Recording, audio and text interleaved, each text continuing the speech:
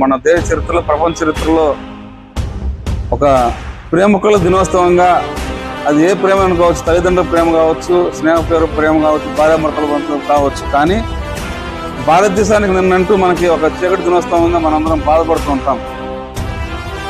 ఫిబ్రవరి 14వ తారీఖు 2019 ఉగ్రవాదుల దాడిలో, పుల్వామా దాడిలో మన భారతదేశ సైనికులు కంటిలా రెప్పలా కాపాడుతూ ప్రతి క్షణం మనకు క్షేమంగా ఉంటూ వాళ్ళ కుటుంబాలను త్యాగం చేసి, బంధువులను త్యాగం చేసి, వాళ్ళ జీవితాన్ని త్యాగం చేసి ప్రాణాలు అర్పించినటువంటి అమరవీరుల కోసం మన క్రీడాకారులందరి తరపు నుంచి మనం మౌనం పాటిద్దాం.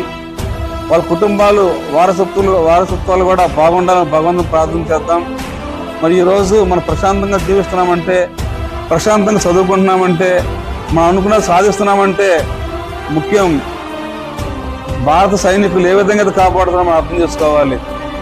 ప్రతి దేశాల్లో ఎక్కడో చోట కూడా ఉగ్రవాదుల దాడులు మరణిస్తూ ఉన్నారు, కానీ మన భారతదేశంలో మన ఇంత ప్రశాంతమైన జీవితం మనం జీవిస్తూ మన కుటుంబాలు కూడా అభివృద్ధి చెందడంలో కూడా మన వీళ్ళందరూ పాత్ర ఉంది. కాబట్టి వీళ్ళందరూ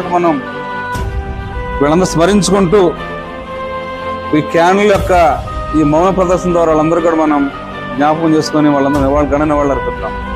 ఒక హాఫ్ మినిట్.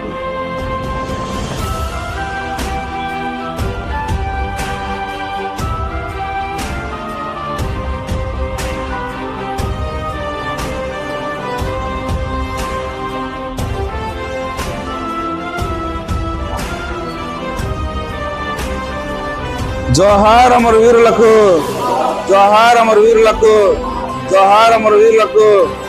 భారత్ మాతాకి, భారత్ మాతాకి, భారత్ మాతాకి. Thank you.